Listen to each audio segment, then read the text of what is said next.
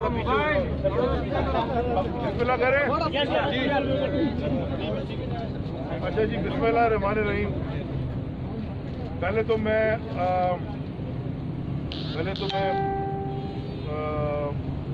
शुक्रगुजार हूँ बहुत शदीद। मैं तो अपना एक छोटा सा आदमी हूँ और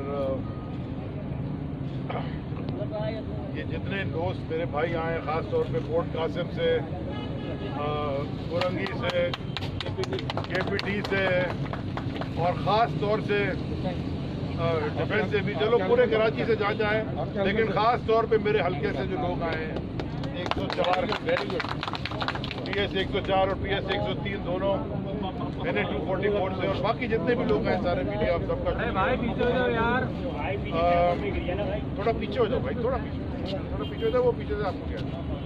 तो मैं आप सबका शुक्रगुजार हूँ।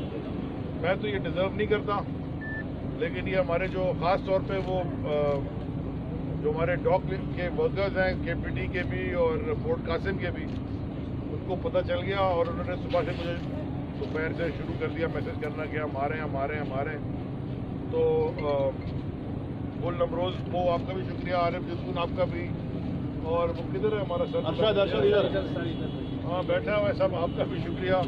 और ख़ास तौर पे मेरे वर्कर्स का शुक्रिया और ख़ास तौर पे मेरे MPs का शुक्रिया कि आप लोग रात को इस वक्त आए। कराची आते जाते रहते हैं, लेकिन इस दफ़ा मैं कुछ 6-7 हफ्ते बाद आया हूँ। अच्छा जी, देखें, इस पिछले 6 हफ्ते बहुत ही इंटरेस्टिंग और तेज़ गुजरे हैं और कई चीज़ें इसमें हुई हैं। तो मैं 3 हिस्सों पे बात करूँगा। पहली चीज़ है वो मैं बात करूँगा आपसे, और वो ऑफ कोर्स तीनों चीज़ें रिलेटेड हैं डायरेक्टली हमारे सूबा सिंध से, और सूबा सिंध के बल्कि पाकिस्तान के सबसे बड़े शहर कराची से, दुनिया में भी दूसरे, चौथे, 5वें नंबर पे बड़ा शहर है आबादी के हिसाब से भी और रकबे के हिसाब से भी, और कम नहीं हो रहा, फैलता चला जा रहा है।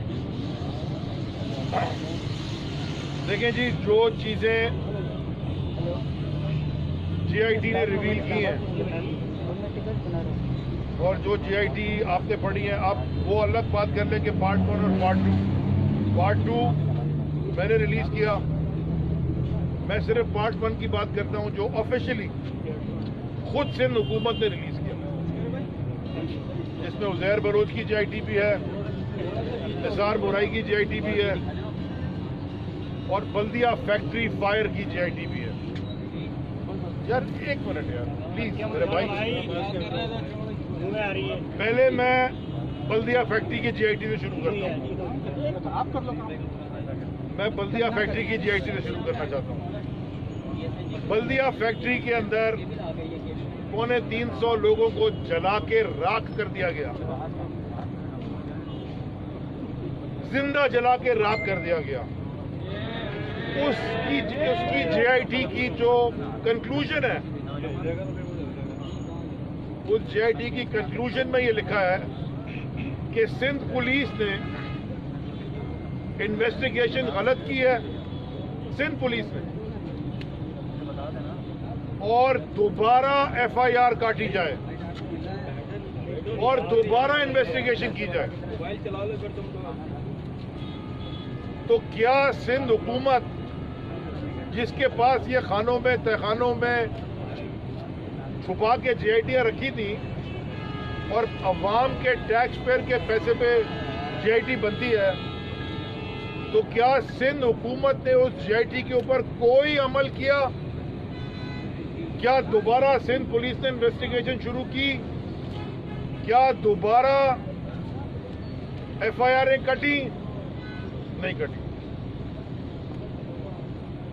फिर आ जाए उज़ैर बलोच और बल्दिया फैक्ट्री, निसार बुराई की GIT पे। उज़ैर बलोच तो कस्टडी में है, पकड़ा गया, उसको तो कैद भी हो गई 12 साल की।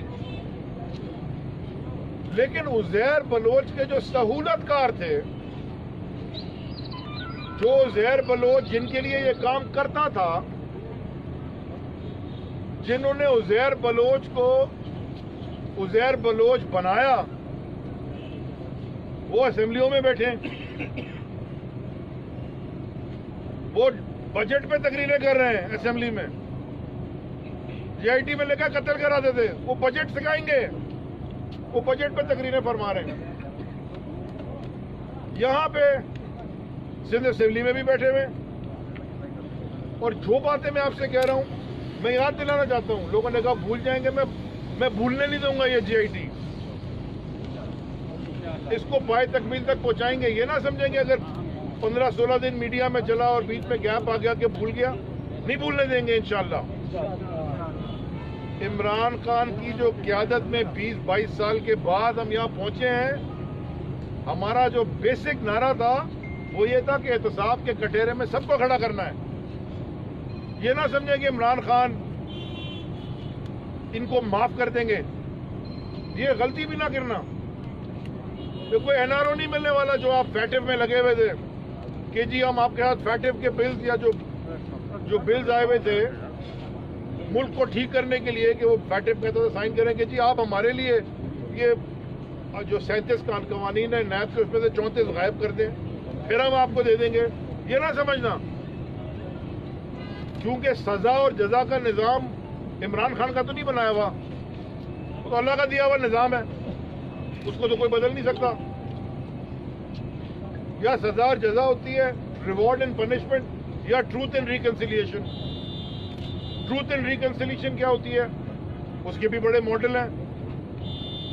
जो फतह मक्का में हुआ था वो क्या था, मुसलमान तो बड़ी तादाद में गए थे ना, तो वहां कितने लोग ऐसे थे जिनको काट के फेंक देते? सबको माफी थी आम, बशर्ते के इस्लाम कबूल कर लें, सच बोलें। और ये जो अभी तारीख है आपके सामने की, साउथ अफ्रीका में जो नेल्सन मंडेला के साथ जुल्म हुआ और जो अपार्थाइड थी जो व्हाइट्स ने ब्लैक के साथ वहां किया, और जब ब्लैक्स जीते और Nelson Mandela president of south Africa बने, उन्होंने क्या किया? उन सारों को मारा नहीं, ट्रूथ एंड रिकंसिलिएशन कमीशन बनाया। वो 10-11 साल तक चलता रहा और उसमें सबको गलत किया, सबको यह मौका दिया गया कि उस कमीशन के सामने बैठ के बताएं कि ये जराइम हमने किए, उस वक्त के हालात के थे और हम उससे माजरत। ये होता है एक्सेप्ट द मिस्टेक। पहले एक्सेप्ट तो करें कि हमने क्या, पर माफी मांगे अवाम से भी जिनके साथ आपने जुल्म किए उनसे भी और अल्लाह से भी। ये तो सोने पे सुहागा, ये चोर कोतवाल को डांटने वाली कहानी है। ना ये माफी मांगे, ना पैसे वापस करें और खाएं और जराइम करें और असेंबली में बैठ के बजट पे तकरीरें कर रहे हैं। ये कौन सा तमाशा था? तो उस जीआईटी में जो चीजें लिखी हैं वो सारी चीजें पे ही आप अमल कर लेते हैं। छोड़ दे जीआईटी पार्ट 2, जीआईटी पार्ट 1 पे तो करते हैं, उसमें तो सब कुछ एक्सेप्ट हुआ हुआ है। अब जीआईटी पार्ट 2 है क्या? जीआईटी पार्ट 2 है जीआईटी पार्ट 1 की क्वालिफिकेशन। इसका क्या मतलब है कि उज़ैर बलोच कहता है कि मैंने ये काम ये जुर्म कर दिया। जीआईटी पार्ट 2 बताती है कि किसके कहने पे किया, किसने बचाया, किसने करवाया, कौन सियासी शख्सियत उसको प्रोटेक्शन दे रहा था, कौन सी हुकूमत प्रोटेक्शन दे रही थी, कौन से पुलिस वाले, इस शहर के पुलिस वाले जो बड़े बड़े पुलिस वाले बन गए, वो कौन से पुलिस वाले थे जो उस पर मुलव्विस थे। और जो उसका 164 का बयान है, जो 164 का बयान तो पाकिस्तान की तारीख में कभी किसी का बदल ही नहीं सका, वो 164 का जो बयान है वो जीआईटी पार्ट 2 के साथ मैच कर जाता है। और उस जीआईटी पार्ट 2 के और उस 164 के बयान का आखिरी पैराग्राफ ये है कि ये सारी बातें करने के बाद मुझे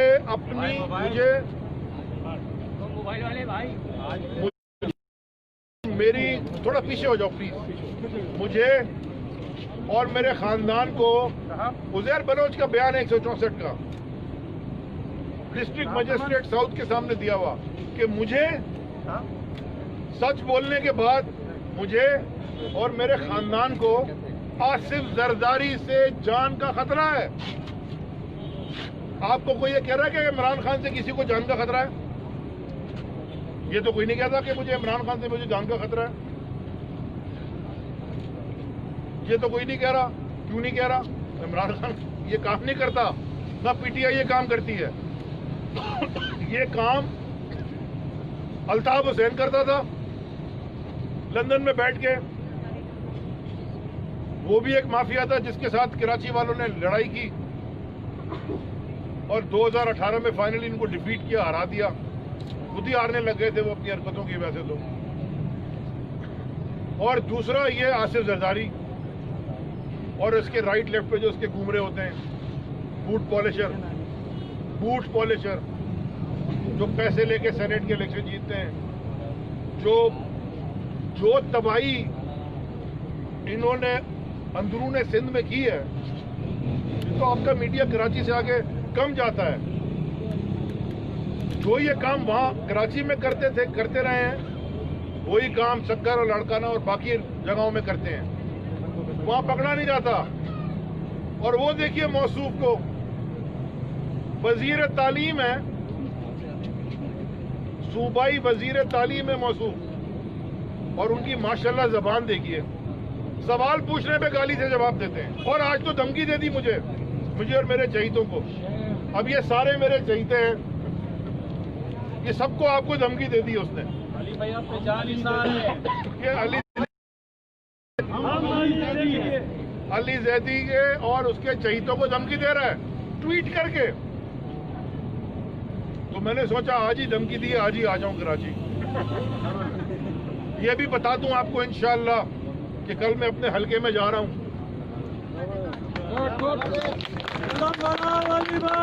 ये भी बता रहा हूं आपको कि मैं अपने हलके के PS 104 में जा रहा हूं। ये भी बता रहा हूं आपको कि मैं कल चनेसर कोट जा रहा हूं।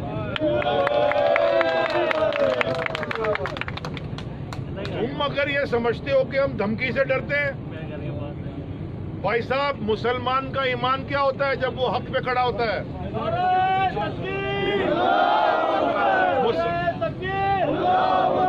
मुसलमान का ईमान ये होता है कि अगर मारा गया तो शहीद और जीत गया तो गाजी। तो दोनों तरफ से जीत है। तो सईद गनी, तुम ड्रग पेडलर, वो भी रिपोर्ट मैंने नहीं बनाई, मैंने तो नहीं बनाई रिपोर्ट, वो SP रिजवान, डॉक्टर रिजवान अहमद ने बनाई है। तुम उसको भी धमकी दे रहे हो रिजवान अहमद से। मैं उसको कभी मिला ही नहीं हूं। वो तो रिपोर्ट मेरे हाथ लगी तो मैंने ढूंढ के निकाला ये कि कौन आदमी है भाई। बड़ा जी काम किया है सिंध में। एक रिपोर्ट उसकी और भी है, वो शिकारपुर जब उसको ट्रांसफर किया वहां भी उसने रिपोर्ट बनाई कि यहाँ पे भी पीपल्स पार्टी के MPA साहब इम्तियाज शेख साहब, वो भी वजीर हैं, वो सारी दुनिया की पार्टी, वो जनाब डाकुओं की पुष्पनाई कर रहे हैं। लो जी, वहां अलग उन्होंने बने कर दिए बहुत सारे, उजैर बलोच और बाबे लाडले, और उनको जाके अमन अवार्ड दे रहा है पुलिस वाला। कच्चे के डकैत को अमन अवार्ड मिल रहा है, माशाल्लाह। ये अगर आपका गवर्नेंस मॉडल है इसलिए शायद आप नेगोशिएट करके, नेगोशिएट तो नहीं कहते इसको, ब्लैकमेल कहते हैं, ब्लैकमेल करके आप शायद इमरान खान जैसी शख्सियत को आप डराना चाह रहे थे कि जी एक NRO कर दें, नैब में सब तब्दीली करते तो हम फैटे पे साथ हो जाएंगे। कोई नैब में कोई तब्दीली कोई तुम्हें NRO नहीं मिलने लगा। कटेरे में जाओगे और उसके बाद जो अदलिया डिसाइड करे वो करे। अदलिया कहते GIT झूठी बनाई हुई है, मैं मानने को तैयार हूं। कोई कराची का हिस्सा बता दीजिए आप। अच्छा जी, आप आ जाएं जो पिछले एक हफ्ते में कराची में हुआ तो एक ही दिन। पिछले साल 160 mm बारिश पड़ी, 7 दिन तक बारिश होती रही। और मैं ये अपनी टीम का, खास तौर पे हमारे MNAs और MPAs जो हैं, और आप मीडिया का भी और अपने वर्कर्स का, और ख़ास तौर पे FWO का और उनका उन कराची की लोगों का जिनकी बड़ी बड़ी कंपनीज हैं जिन्होंने वो 9 करोड़ 80 लाख रुपए जमा करके हमें दिए, मुझे नहीं दिए। अली जैदी अरबों रुपए खा गया। अली जैदी आज भी किराए के मकान में रहता है। अली जैदी के वालिदैन भी किराए के मकान पोर्शन में रहते हैं, पोर्शन में, क्योंकि सूअर का गोश्त नहीं खाता, ना खिला के वालिदैन को और बीवी बच्चों को खिलाता हूं, हलाल खाता हूं और हलाल कमाता हूं। जो औकात है उसी औकात में रहता हूं। ये आए बताने कि अली जैदी अरबों खा गया। किसी के पास है भाई अरबों? यहाँ तो शायद कुछ ऐसे वर्कर हैं, उनके पैसे मैंने देने होंगे चाय वाय के। मांग गया यार समोसा चाय खिला दे भाई, तुझे दे दूंगा। ये राजा अजहर के तो मैंने बड़े खाए हैं। हाँ उन्हीं, ये तो फालूदे के वाले के अकाउंट में करोड़ों करोड़ों रुपए उम्नी ग्रुप से निकल है, ये नहीं है। अच्छा जी, जो FWO के साथ मिलके और सब लोगों ने मिलके, कराची वालों के साथ मिलके 9 करोड़ 80 लाख रुपए में हमने किया क्या था? हमने सिर्फ और सिर्फ जो नाले हैं वो साफ किए थे।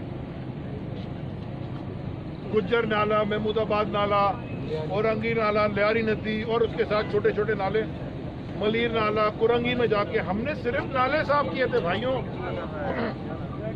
और वो नाले साफ करने से पानी बह गया।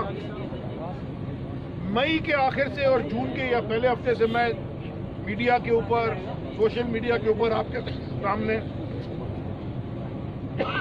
गाड़ी को छोड़ा तो मैं कहता गया कि मैंने बल्कि ट्वीट की थी, brace yourself Karachi, brace yourself. मुझे तो पता है कि ये नालों के अंदर कचरा है। पिछले दफा आप नाले साफ किए, वो मैंने शेयर किए हैं सारी आपके साथ, बिफोर एंड आफ्टर की तस्वीरें। मोटरसाइकिलें मिली, रिक्शे मिले, शायद कोई हड्डियां भी थी, असला भी मिला, गला गलाया, चेसियां मिली, पता नहीं क्या क्या मिला। तो 1 साल हम इन 44 दिन हमने वो काम किया। फिर ये आ गए जी हम करेंगे ड्राइव, क्लीनिंग ड्राइव। हाँ हाँ, ब्लू जैकेट, सीएम साहब ने कहा ब्लू जैकेट। बात क्या है पता है? ड्राइव हुकूमत नहीं करती। मैं तो हुकूमत में सिंध में नहीं हूं ना, तो मैं तो इनिशिएटिव लेके आया था। हुकूमत तो काम करती है। इन्होंने ड्राइव की, हमने कहा चलो जी ड्राइव कर रहे हैं, शायद जमीर जाग गया हो, शायद जमीर जाग गया, हम रुक गए। वो ड्राइव इनकी खत्म हो गई, वो 1 साल से कचरा वहीं पड़ा हुआ है। अब आपको मैं बताता हूं, जैसे इस सूबे में थाने बिकते रहे हैं, वैसे ये सूबे में कचरा कुंडियां भी बिकती हैं। असल मसला तो ये है, ये सारी डील है नीचे से ऊपर तक। सिंध सॉलिड वेस्ट मैनेजमेंट किसके पास है? और उसका चेयरमैन कौन है? सीएम सिंध। अब अगर नहीं उठा रहे कचरा, वो मेयर बेचारा भागते फिर रहा है, इख्तियार नहीं है, इख्तियार नहीं है। वैसे इसका भी कमाल है, मेरे पास भी इख्तियार तो नहीं था, मेरे तो इख्तियार में ही नहीं था ये काम करना। लेकिन मैंने मेयर साहब से दरखास्त की, उनको साथ मिलाया और नासिर हुसैन शाह साहब भी साथ मिले, कर लिया। मैं कहता गया कि बारिश आएगी, ज्यादा बारिश आएगा तो ज्यादा पानी आएगा, और ज्यादा बारिश आ गया तो शहर डूब गया। और तुम भाग गए लाहौर में बैठ के, जो तुम्हारे बाप का पेट काट के रोडों पे घसीट रहा था, उसके साथ पार्टनरशिप कर रहे हो। नहीं आप लीड कर ले, नहीं आप लीड कर ले। कभी फजल रहमान और गुल रहमान और पता नहीं किन किन रहमानों के साथ घूम रहे हो। मुझे तो समझ इसकी कोई नहीं आती है, चीज क्या चीज है क्या चीज ये समझ से बाहर है मेरी। ऐसे तकरीर करता है, लेकिन वहां पे तो बकरी चुरा के ले गया होगी इसकी नेशनल असेंबली में, चीख चीख के। मेरी समझ से बाहर, ये क्या चीज है? ये मखलूक क्या है? ये मुझे जरा ये बता दें आप, मैं एक सवाल छोड़े जा रहा हूं, क्योंकि जैसे जाऊंगा ये रात को उठेंगे, फोन आएंगे, इनको जूते पड़ेंगे कि क्या कर रहे हो वाली दीदी, मेरे खिलाफ बातें करके फिर ये प्रेस कॉन्फ्रेंस करेंगे, जैसे एमक्यूएम नहीं करती थी एक जमाने में। अल्ताफ हुसैन जब बुला के 90 रुपए फुट लगवाता था तो सुबह 4 बजे 5 बजे करते थे ना, ये अब करेगा, ये कराएगा अभी अपने वो ड्रग पेडलर से, 104 के ड्रग पेडलर से। मुझे जरा ये समझा दे, कोई सवाल का जवाब दे दे, पूरे पाकिस्तान से ये सवाल है मेरा। एक दिन बिलावल भुट्टो तो नहीं है, बिलावल जरदारी, सिंध की बीमारी, एक दिन कभी जिंदगी में उसने काम किया है? वो एक दिन हलाल की रज़्क़ कमाई है? चलो अब्बा तो फिर एक दफा प्रेसिडेंट बन गए थे तो तनख्वाह मिलती थी। ये बैम्बिनो के सिनेमा के टिकट बेचते बेचते पाकिस्तान की सदर बन गए, पाकिस्तान को बेच दिया उन्होंने। बेचने के एक्सपर्ट हैं ये सारे, मास्टर सेल्समैन। वो जो माल बेचते हैं वो भी नहीं मिलता, मगर कमीशन इनको मिल जाता है। अच्छा, ये जो बिलावल जरदारी साहब, मुझे जरा ये समझाएं, कभी तुमने काम किया है? तुम्हारी पहली तनख्वाह तो तुम्हें नेशनल असेंबली से मिली होगी। एक दिन कोई मेहनत मुशक्कत कभी जिंदगी में कोई नौकरी की हो, और कोई बिजनेस चलाया हो, कोई बैंक में इनकम स्टेटमेंट, बैलेंस शीट, कोई फाइनेंशियल देखे हो, ख्वाब तुम्हारे वो हैं, तुमने किया अपनी जिंदगी में अचीव क्या किया है? तुम्हारे वालिद साहब के ऊपर अमेरिका के सेनेट में पूरी इंक्वायरी हुई भी है मनी लॉन्ड्रिंग की, सिर्फ गूगल करें मिल जाएगी आपको। आज शिबली फराज से तुम्हारे वालिद साहब के ऊपर मूवियां बनी हैं, बीबीसी ने बनाई हैं, princess and the play boy. Google पे सर्च करो, लिखा था चोर। अभी मुझे समझ में नहीं आती कि मैं वहां, और दहशतगर्दी फैटिव लगाई ये नून लीग और पीपीपी की वजह से था। एक ने उसामा बिन लादेन से पैसे ले लिए थे, इन्हीं की हुकूमत गिराने, इनकी वालदा की, मोहतरमा शहीद की। ये उसके गले में जाके बैठ गए जो उनके बाप का पेट चीर रहा था, है? रोड पे घसीट रहा था। आप मेरे पार्टनर हैं, आप लीड कर लें, नहीं आप कर लें। आपकी हमा है यार इन लोगों से। और आखिरी बात, और वो लगा देते हैं ड्रग पेडलरों को, और ड्रग पेडलर अगर गलत है रिजवान की रिपोर्ट, तो भाई तुम कोर्ट में जाओ, तुम सीएम को खत लिख रहे हो कि जी ये इसके खिलाफ इंक्वायरी करे। 4 कमेटियां बन गई हैं, पता चला वो इंक्वायरी ठीक होती है। कमाल की बात तो यह है। सो देयरफॉर मैं और अपने घर वालों के साथ, क्योंकि मैं भी कराची वाला हूं, मैं ये कहना चाहता हूं कि जो भी ये चलाते हैं ना कि इमरान खान को कराची से दिलचस्पी नहीं है, देखें इमरान खान कानूनी तौर पे, कॉन्स्टिट्यूशन के तौर पे 18वीं तरमीम के बाद इंडिपेंडेंट चलने देता है सूबों को। आपकी यहां हुकूमत है, लेकिन ये नहीं हो सकता कि इमरान खान टीवी के ऊपर बैठ के देखता रहे कि लोग डूब रहे हैं और बच्चों की लाशें निकाल रहे हैं और आप केक काट रहे हैं और जाके वहां पार्टनरशिप कर रहे हैं, आए भी नहीं आप। तो मैं कराची वालों की तरफ से प्राइम मिनिस्टर साहब आपका तहे दिल से शुक्रगुजार हूं,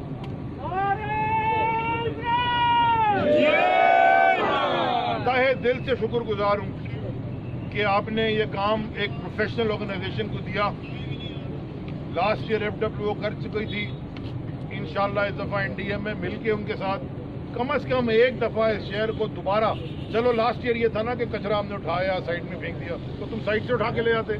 यहाँ तो जीटीएस ही नहीं है, हमसे पूछो जीटीएस क्या है।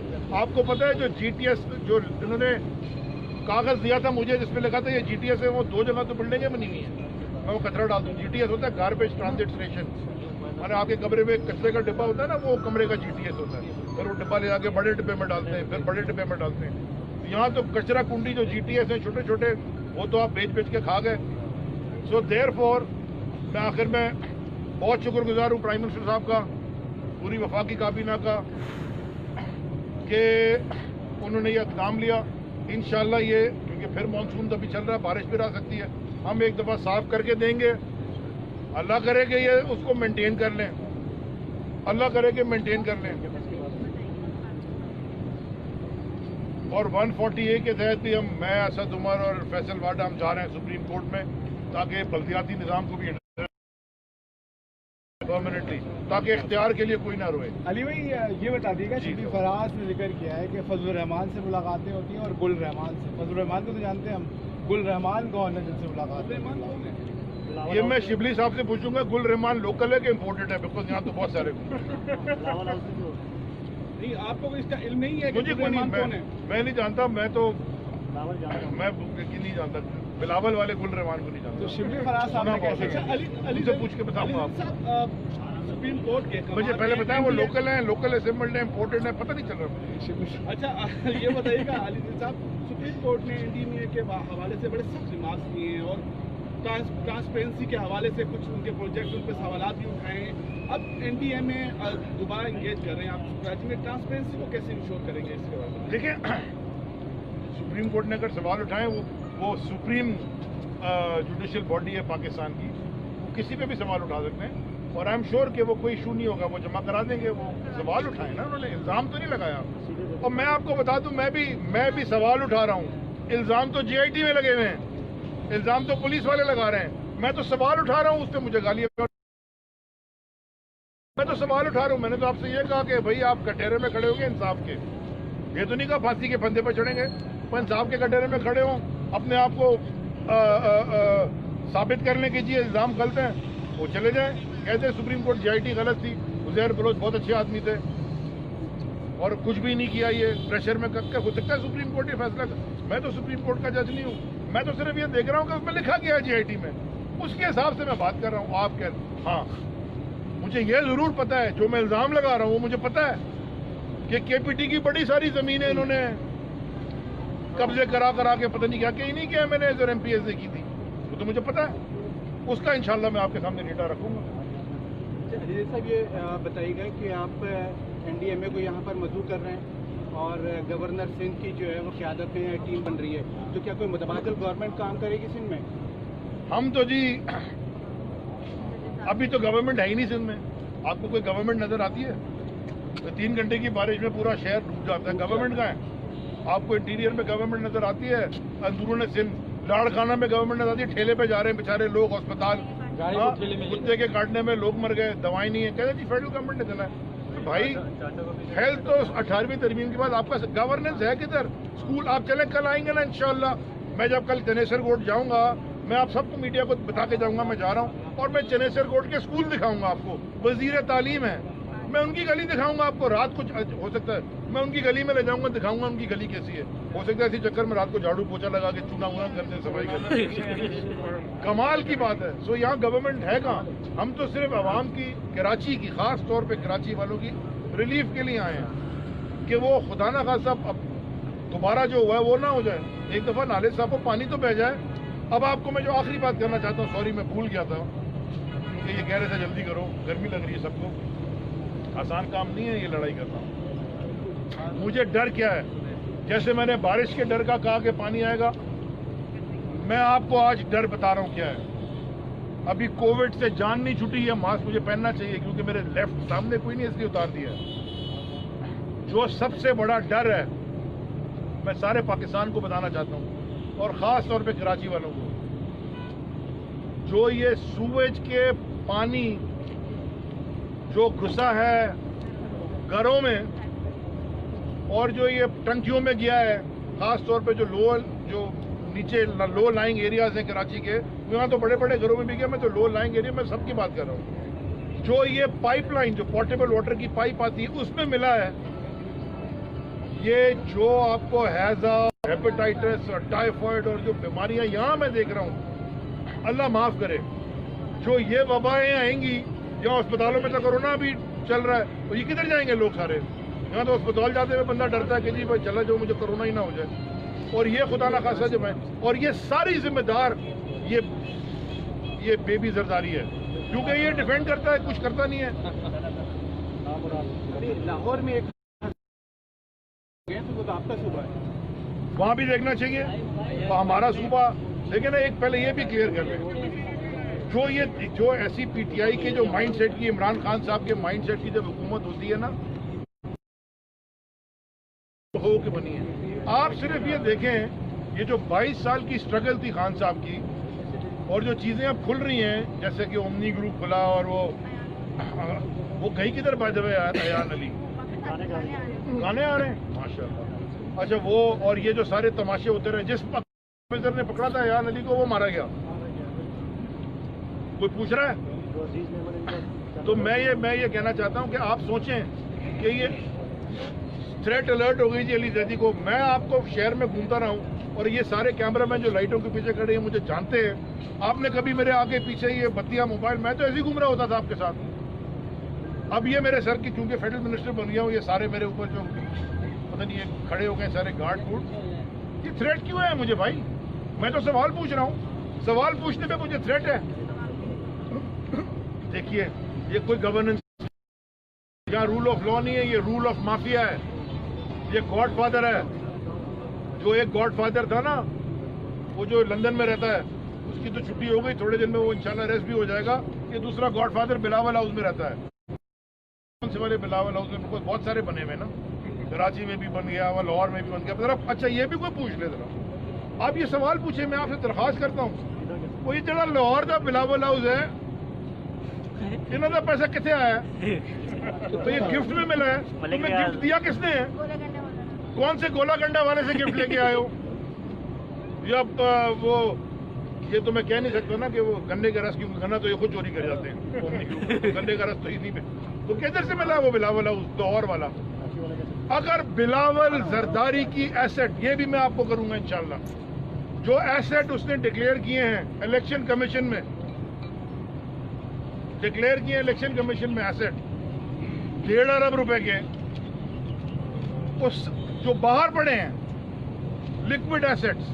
लिक्विड एसेट का मतलब होता है बैंकों में पैसा या किसी से उधार लिया हुआ देना, किसी को दिया, जो 1.5 अरब से भी ज्यादा के हैं, वो सारे इनहेरिटेड हैं, माने सारे उनको विरसे में मिले हैं। वहां कौन सा बिजनेस था? तो विरसे में कैसे मिलेगी कोई चीज बाहर से? मेरे दादा अगर बाहर रहते होते और उनका कोई बाहर गंदा पानी होता और वो इंतकाल करके मुझे विरसे में कुछ दे जाते तो मुझे मिलता, मैं कहता जी ये सबूत है। और तुम्हारी तो पूरी जायदाद ही तुम्हें विरसे में मिली है जो मुल्क से बाहर है। चलो यहाँ वाली तो मैं मान लेता हूँ 1 मिनट के लिए, वो कौन सा फरिश्ता दे गया तुम्हें? मुझे तो नहीं मिले, इतने साल में बाहर घूमता फिरता रहा कि विरसे में कुछ दे दे। पता नहीं वहाँ पे कोई कौन सा वो है, गुल रहमान को मिला होगा जो दे गया इतनी सारे ऐसे। ठीक है जी, तो इंशाल्लाह कल आपसे मुलाकात होगी, अगर आपको तंग ना करूं। चलेंगे इंशाल्लाह चनेश्वर कोर्ट साहब।